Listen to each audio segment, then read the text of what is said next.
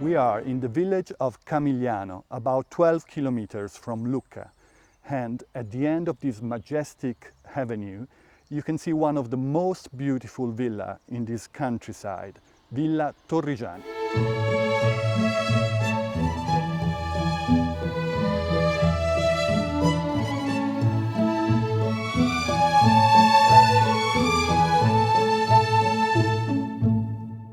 The villa was built in the 1500s, but was completely transformed around the second half of the 17th century by Marquis Niccolao Santini, probably the richest man in town at that time.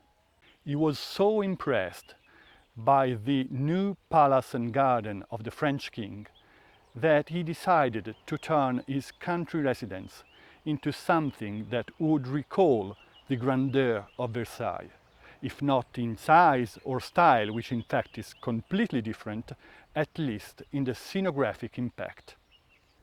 What he achieved may be considered as a unique specimen in the architecture of villas in Tuscany.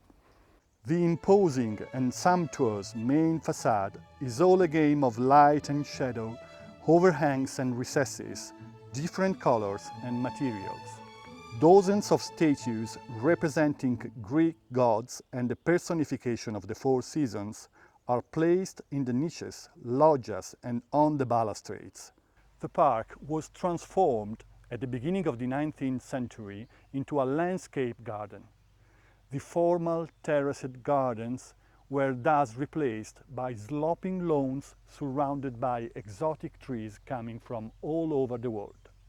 Magnolias, camellias, cedars, redwoods, and huge tulip trees and plane trees that nowadays rival the main building in size.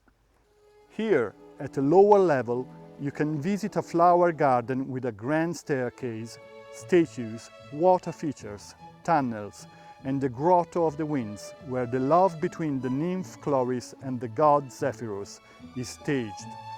Thanks to their union, Chloris is transformed into Flora, the Roman goddess of flowers, and elevated to Mount Olympus, represented by the dome of the Nymphaeon.